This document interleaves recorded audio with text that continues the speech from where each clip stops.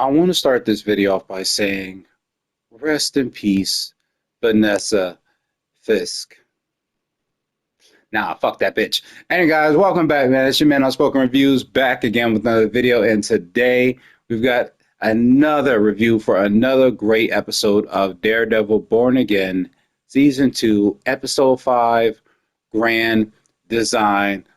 Yo, once again, this show has done a great job of showing how, without a single punch thrown, without a single combat scene, without a single fight scene happening whatsoever, the Daredevil writers and Netflix writers of this show have done a fantastic job of showing what can make this show great. I did talk about this in one of my previous reviews where I say that even though you don't get a lot of fighting, the emotional impact of the characters bouncing off each other and the way they each grow throughout the seasons shows exactly why Daredevil is not just a show about a regular Marvel superhero going out there and dispensing justice. And this is something that I hope that other Disney Plus or Marvel movies and properties start to tackle and do a lot better with. Once again, I have also heard there was a possibility of a Daredevil movie somewhere in the future. I just don't think it's going to have the same impact as these shows have, mostly because there's just so much they're able to tackle, so much they're able to communicate. Sometimes a movie can be a little bit more high spectacle, but at the same time, the shows do a better job of just weeding out those emotional beats. And I like that. I mean, I don't mind a movie because you don't have to really do all the little small stuff. You can just cut to the meat and potatoes. But this is why I love this TV series just the way it is. And I'm so glad that Feige was smart enough to bring back the Netflix writers because, look, anybody else can try. But you can tell that the eggheads that are surrounding the writers' room in this show know exactly what they need to do and know exactly how to impact the audience in a way that makes you fall in love with these characters all over again. So once again, guys, episode Grand Design picks up right after the events of episode 4. And as we know, Vanessa Fisk did get severely injured after Bullseye tried to take out Fisk. And he, smacked away the glass ornament that he threw at him. However, a piece did get lodged at Vanessa's temple. I did say I thought she'd die, and it turns out that I was right. It just didn't happen the way that I envisioned it to. But in this episode, we get a lot of flashbacks. And the flashbacks don't just serve the events going on with Wilson and Vanessa. They also serve Matt, as this touches up on two sets of flashbacks. The one set of flashback we get with Vanessa being in the hospital is we see a lot of flashbacks of her and Wilson on Greek Island, the time they spent together, seeing that this were their happiest moments and at the most peace that I think Wilson has ever been at. However, we also know that Wilson Fisk is not capable of holding on to that peace for too long because the man eventually is going to want to go back to how he is because he just wants to conquer so much. So this cuts between the flashbacks with them and also from the painting rabbit in the snowstorm, if you guys remember from the Netflix series, when this happens just before the events of when Wilson actually meets Vanessa. He's actually been crushing on her hard for a little while. He just hasn't gone and spoke to her. And we see not only during this scene, we see how she picks out the portrait, how it speaks to her so much, and how she really feels that someone will be drawn to it because art is all subjective, right? It's all about what the particular person who sees it and what they feel about seeing it. And as we know, if you guys remember when Wilson was a kid from the Netflix series, he used to stare at a wall that was much like that painting. So not only is it cool seeing how these two get ready to meet, we also get to see what makes Vanessa feel the way she does about art. And it shows us a different side of Vanessa that many people remember from the Netflix series before she starts getting involved with Wilson. We also got a pretty awesome cameo from my boy Wesley. Now, if you guys remember, Wesley was kind of like that weird Peabody type of character that was all analytical. He worked for Wilson Fisk at the time. And he was a no-nonsense type of character, always setting moving pieces around to make sure that Wilson was able to stay cloaked in the dark and do what he needed to do. He never let anyone say his name out loud. He always kept that quiet because he didn't want his name getting leaked out to press or cops or anything like that. And I've always liked how he was just a straight-up, loyal, but kind of scary character at the same time. You guys do remember Wesley, however, was killed by Karen. She got her hands on the gun. Wesley did not think that she was going to fire, and she did not hold back. When she had that shot, she took it. Karen was not messing around. But she had that shot at Wesley, she took it. And, it was a very hard loss for Kingpin. He struggled a lot with losing Wesley. He was like his closest friend, almost like his best friend. And I know he spiraled that for a while. And here we do get to see how the character, such as Buck, is involved in the events of Born Again. Now, if you guys remember in Born Again season 1, he is introduced, and Wilson claims that he's been there since the beginning. And me, like many other fans, were kind of like, wait, what? Who is this dude? We have no idea who he is. He just kind of shows up, and he's just kind of like the Wesley fill-in. At least that's what I felt like he was. It's not the case. It turns out that Buck and Wesley actually come from a similar history. They know each other very well. And Wesley actually hires Buck to carry out an assassination, which leads him into working for Fisk. And I just want to say respect to the Netflix writers for recognizing what fans were going to be questioning about certain characters, right? With Buck, nobody really knew him. He just kind of came out of nowhere, and he was just kind of like the Wesley fill-in. But the writers knew that that was something that the audience was feeling, and they decided to go back and make sure the audience understood Buck's involvement in Fisk's life, not just him being this sudden assassin who was just this hardcore guy that he just hired for, years ago and we never heard about him. They took the time to go back and make sure the audience knew his involvement with both Wesley and Wilson. I thought that was pretty awesome. The reason they hire Buck is to take out a specific individual named Lionel. Now, Lionel's story actually is involved with another set of flashbacks with both Matt and Foggy. And these events take place before season 1. As we do see the aspect ratio, you guys do see it change. I think it's 16:9 that it changes into. The show the kind of Netflix kind of format. But I like how they changed the ratio to kind of show these events happen prior to the Netflix series. And I think that's awesome. Seeing Charlie Cox with that wig on looks a little weird, but I know they were trying to go for the hairstyle that Matt would kind of have before he would go out. It was kind of like more of a professional kind of hairstyle that he would have. And it works because it was actually the same kind of hairstyle that he would have in flashbacks during the season 1 Netflix series. So whenever they would go back to that and show like flashbacks during season 1, he would kind of have that same hairstyle. It's also pretty cool seeing Foggy back, even if it is just in flashbacks. A lot of people say he's not dead, but, we'll have to wait and see if they bring him back.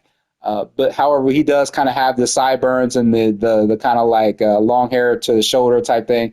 And at this time, they're both still working for that firm that they were working for at the time. And they get hired to deal with Lionel, someone who is dealing with multiple charges, including murder and drugs and stuff like that. And it turns out that both Foggy and Lionel both know each other. Turns out that Foggy was good friends with his brother. And, he constantly is kind of bullying Foggy a little bit. Even during the interview, he's kind of like calling him Foggy the Fembot. And it's kind of disrespectful. And, you can see Matt getting pissed off and really tries to put an end to that to let him know, hey, look, we're your lawyers. You're not going to be showing any kind of disrespect. It's a problem. And, you can find somebody else. However, they do offer Lionel a plea deal. So instead of getting maybe 10 to 15, he get maybe like 5 to, 8, and possibly will go down with good behavior, which Lionel is not inclined to take. You see, Lionel works for Fisk. And because he failed to do whatever it is that he's done and he might be going to jail, we all know that Fisk doesn't like talkers, and he puts feelers out there to have him taken out once he gets in prison. Lionel understands this. So he already knows what Fisk is on way before, any of the events take place during season 1. And I like that this kind of shows the ramp up to what Fisk is capable of before we get to season 1. So when we kind of see that car door scene where he's kind of like slamming dude's head in the car door for embarrassing him with Vanessa, this is how scary this dude can be. And it shows right on Lionel's face. He has absolutely no reason to sign a plea deal because he knows that regardless if he signs that deal or not, it's going to end one way or another. And he's already accepted that. Even if he doesn't go to jail, he already knows that he's going to die. So he's already just kind of accepting it for what it is. And we see this as kind of a confliction between both Matt and Foggy, right? You see, when we meet Matt in season 1, he's kind of changed to understanding that he has to save lives and he has to do things a particular way. That's not how he acts in these flashbacks. Okay. In these flashbacks, he's very much like, okay, everybody has to pay the price for what they do wrong. Consequences are there. If he dies, that's a consequence. He doesn't care about what happens to Lionel. He's pretty much at his end with this dude. And he's like, if he doesn't want our help, let's pass him off to the public defender's office because we can't seem to get him to accept our help. However, Foggy feels like that they should help. You see, what they actually find out is that the cops actually have a warrant that is signed for the wrong address. If you guys understand how law works and how police stuff works, you really cannot get that stuff wrong on paperwork. Okay, even if it's on one paper, if you have the wrong address and sometimes even wrong details about like even the way like the description of the person, that can pretty much, you know, void the warrant. And it can cause an argument for them to drop charges. It has happened before. Okay, I've sat in courtrooms before and watched it happen. It can happen that way. And Foggy feels like they should intervene and help Lionel. Matt does not feel the same way. And this goes to show the type of soul that Foggy is for Matt. And Matt has kind of discussed that throughout the Netflix series, even in Born Again, that Foggy was the best part of him. Now, I didn't always feel that way during the Netflix series because Foggy was always a bit of a whiner, right? As soon as he finds out that Matt's Daredevil, he just, you know, he just acts like a big crybaby and is just always whining to him about how he should quit and all this other stuff. It just doesn't feel like that anymore. You know, Matt's out there dispensing justice, but he's not killing anyone by this time, which he's giving them a chance to do the right thing, which, you know, I thought that's what Foggy wanted, but Foggy kind of changed a little bit from here. And if it kind of felt a little incomplete to me, I don't know. Maybe I might have been, you know, maybe I might be the only one who feels that way because when Matt changes up and he's just out there beating people up, Foggy doesn't accept it, but he's not killing anyone. And he's doing the same thing that Foggy wants to do for Lionel, which is show him mercy. And I like how at the very end of the flashbacks, he still offers Lionel money that they were actually saving up to pay for Nelson and Murdoch.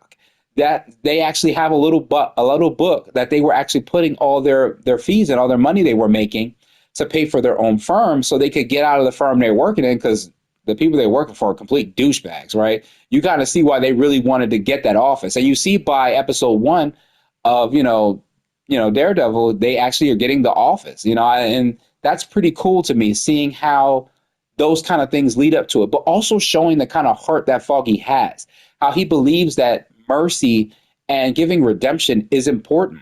And the reason that this hits so hard watching the flashbacks is because it actually kind of works alongside with Daredevil and Bullseye. You see, in the modern time or the present day, you know, Matt is still trying to save Bullseye.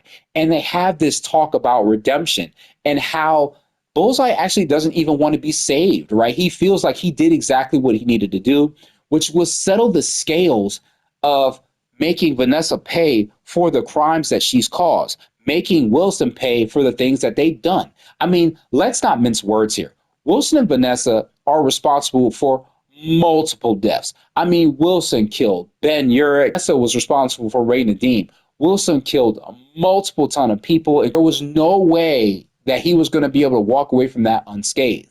And Bullseye felt like it was his responsibility to make them pay for that. He only believes that he was changing the scales and balancing everything out and trying to gain a piece of redemption for killing Foggy. He felt like that was something he needed to do to make things right. Even though it does piss off Matt that he keeps trying to talk about Foggy, you know, Bullseye is doing this because he was used wrong and that he killed someone based off of misinformation. You know, he felt like he was doing what he was called to do instead of being treated like trash. He just kind of felt like he was just changing and tipping the scales. And I kind of like how he felt like him dying was just another part of that redemption.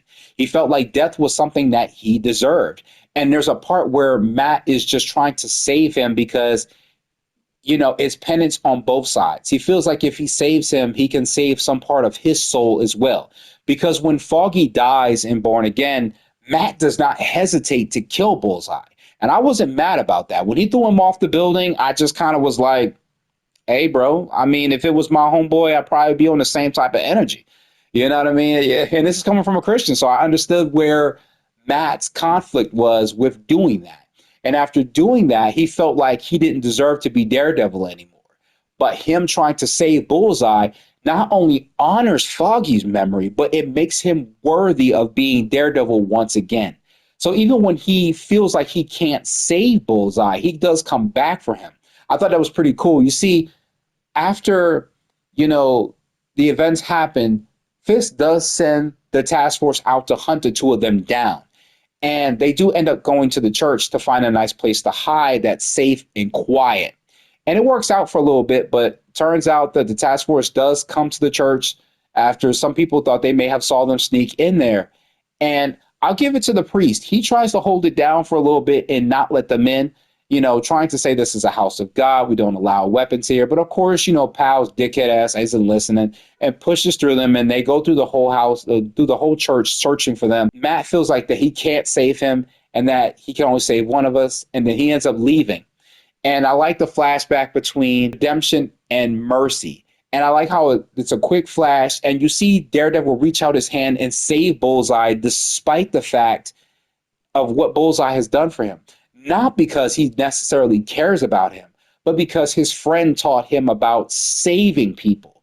That's everybody deserves a second chance. And I loved that moment. When you hear that music crescendo at that right moment and seeing him reach out and grab his hand, even though he takes him to go see Karen, and you can tell Karen is pissed, he just wants to keep Foggy's memory alive the right way. And I was like, that is Daredevil. And I thought that they did a great job of nailing that emotionally. Now, the scales are the opposite for both Wilson and Vanessa. Now, Vanessa seems to be doing well in the beginning stages of the show. And before we hit that, I want to talk about Daniel and Buck, because these two have a pretty awesome soprano moment during this series. You see, Daniel is trying to deal with the media at this time, and he gets a visit from BB Europe. Now, BB, of course, is doing the regular media thing. She's coming there asking all these questions, and you can see Daniel's getting pissed because despite the fact that Daniel knows that there's some shady things going on with the Fisks, he still really cares about them. He's working with these people closely. He's around them mostly 24/7. And, knowing that they become essentially family to him. And the idea that she's severely hurt like that and that Fisk is hurt, Wilson is hurt because of it, really scares Daniel. He's really upset about it. And she comes there doing what media always does, trying to stick their big nose in everything, trying to get the latest scoop and story. And Daniel just doesn't want to talk about it. And I thought that we get like a really awesome moment between the two of them where she hugs him. And I was like, okay, maybe she does care about him a lot more. And she did kind of warn him before in episodes prior that he has to get out of it. Of course, he's not listening. But he slips up at the last moment and says she's in critical condition. Not long, minutes later, someone in the news outlet is like, oh, Vanessa Fisk is in critical condition. And he's like, what the fuck? And I understood that. But dude, you weren't supposed to give out that information. All of a sudden, Buck comes out of nowhere and he scares away another media person that comes asking some questions. And he's got to take a little ride with Buck to go somewhere to a store to get a hot dog, quote unquote. That's not where they're going. As a matter of fact, they're going to a hardware store, and I was like, oh, damn. Daniel, we about to get cut up, homie. Like, I had to get cut up and put it in a couple different pieces around the city, bro. What did you do? And you could tell that he's scared, and you could tell Buck kind of already knows that Daniel has done something wrong. And I felt like this wasn't just about getting him to admit that he screwed up somewhere. It's about also giving Daniel a chance to really be down with the team. You see, Daniel's kind of been on the fence a little bit, and Buck has noticed that. But what he does the next time is try to get him to really show him that you either got to be all in or all out. There's no in between in this life. And at first, we think that Daniel's going to be the one to die. At first, I was kind of unsure who was in the trunk. I thought it might have been BB at first. I was like, oh, he killed BB. Oh.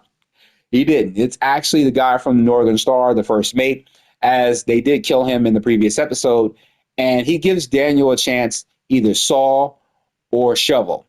And this is kind of like Daniel's point of no return, right? He kind of learns now just how deep the Fists are in and what he'll have to do to be a part of that. Now, whether or not he's going to continue to follow down this line, I don't know. As a matter of fact, I wonder if Buck is putting Daniel in a position where he might be sacrificed if, shit hits the fan and Wilson has to make a quick exit out. Remember, like I told you guys before, Daniel is still deputy mayor. So if Fisk has got to get out of the situation and get free somehow, Daniel's going to be up on the chopping block, right? He's going to put that body away with Buck. More than likely, Buck's going to have evidence of that. His involvement with the Fist, all those things in play, he might get sacrificed, man. He might be the sacrificial lamb. I'm still holding on to the idea that that's what's going to happen, especially if Fisk is the antagonist for next season of Daredevil Born Again. We'll have to put a pin in that, find out. So we do cut back to the Fisks, and it seems that the surgery is a success, right? The doctor manages to save her, and things are going well. And these are around the times that the flashbacks between the rabbit and the snowstorm are happening. And at first, Vanessa wakes up. Everything seems to be great. And I love, shout out to Vincent D'Onofrio, born to play Kingpin, dude. I gotta say, once again, another actor that is just born to play the role he's in, man. Great emotional scene. And you really feel how much he really loves Vanessa. She is really the best part of him, much like Foggy was the best part of Matt. And the way that, he really needs her. And the way Vanessa says, I've never seen this side of you, like the way she's talking to him, like she's almost shocked to see him so emotional because he really loves her and he really needs her in his life to kind of keep him tempered in a sense, which is something that's hinted at in episode 4 when the governor is talking to Vanessa. So it seems that things are going well, and she asks for a pineapple juice. Now, Fisk does say something to her about how she doesn't like pineapple because it makes her lips tingle. However, she says she really wants that. And I have a theory about what happens after that. The nurse does want to check on her, but, Wilson, being who he is, just shoos her away and tells her to get the pineapple in a glass with ice. She drinks it. At first, she's kind of okay, and she asks Wilson to tell her a story. And he kind of tells him the story about how they met, the whole rabbit in a snowstorm painting and everything, and them standing next to each other talking about the painting. And minutes later, she's asking for the same request. A lot of people don't know that when someone does that after like a traumatic head injury, that can kind of lead to a possibility of a stroke, which is something that does happen to Vanessa. She starts slurring her words, blood clot in the brain, and she starts dying. And he calls in all the nurses and doctors. However, it's too late, and Vanessa does end up succumbing to the injuries. First thing I thought was the doctor who said that he was hopeful the surgery was going to work out. Yeah, that dude's dead meat. He's going to die. I'm telling you that right now. He's going to die. I'm telling you that right now. I'm sorry. But the thing that I found so interesting is that, like, losing Foggy the way Matt lost Foggy, with Wilson losing Vanessa, he is going to spiral the same way that Matt did. And you can see it on his face when he's screaming. And I like how when the episode ends, you kind of hear the beach kind of like playing in the background. But much like when in season 1 of Born Again, when White Tiger was killed and you could hear the little frogs chirping the way that he talked about in that episode, I love how they play those little sound effects in the background of the credits for those emotional beats that hit. Listen, I don't feel any loss for Vanessa Fisk, okay? That woman was a monster, okay? She started off like a pretty great woman, but the more she got involved with Wilson, when I saw her kill her former lover in season 1 of Born Again, I knew there was no going back for this chick. I mean, even when she killed Ray Nadeem in season 3, I knew there was no going back. But let me tell you something, man. The same way they talk about the fact that the scales have to be balanced, the way Bullseye talks about it, there was no way in hell neither Vanessa or Wilson was going to be able to walk away from all the death that they caused. There was too much loss. There was too much destruction. And for them to think that the numerous amount of lives that they were taking back to back, that they were affecting back to back, to think that they were going to walk away is unconscionable. It's unbelievable. Okay. And Vanessa found that. That's why I didn't feel no sympathy for her death. I just was like, nah, yo, there was no way y'all were going to walk away from all the death that you caused. What goes around comes around. And like Bullseye said, the scales have to be balanced. But I know that this is going to drive Wilson nuts. I think Matt did say during the episode that if Vanessa dies, Wilson is going to turn New York upside down to look for them and find them. Whatever was holding Kingpin in place, he's now full tilt Kingpin at this point in time. There is no Wilson Fisk anymore. He's probably going to go batshit and he's going to do whatever it takes to finally kill Matt Murdock, which I have heard some spoilers about season 3, which is probably going to be how those events happen for Matt. I don't want to say it out here just in case you guys haven't heard it. I don't want to ruin it for you. But it was kind of spoiled by Mike Coulter. But I wonder if that's what's going to lead to that, or if that's a sacrifice that Matt will have to make by the end of the season. I don't know. But I got to say, another fantastic episode, another great reason why this show does so well. While in some superhero shows, it's so awesome to see the big spectacle, the big fight scenes, where it really shines at is when these characters just when they bounce against each other, when it's just emotional beats happening. So when you get the next couple episodes, those punches hit harder. You want to see the characters win. You want to see the bad guys get theirs. It feels like the ending is much more earned for the audience, man. But that was my review of season 5 Grand Design. Yo, this episode is firing off on all cylinders, man. I hope you guys enjoyed the episode as much as I did. I'm so looking forward to how this series ends. I'm so looking forward to how it leads into season 3. I'm so looking forward to how the events of this end leading into The Punisher, leading into Spider-Man, especially since we got the hand in that movie. Oh, man, there are so many places this can go. Shout out to Marvel for finally getting it right. Continue to get it right for the fans, and I will see you guys in the next one.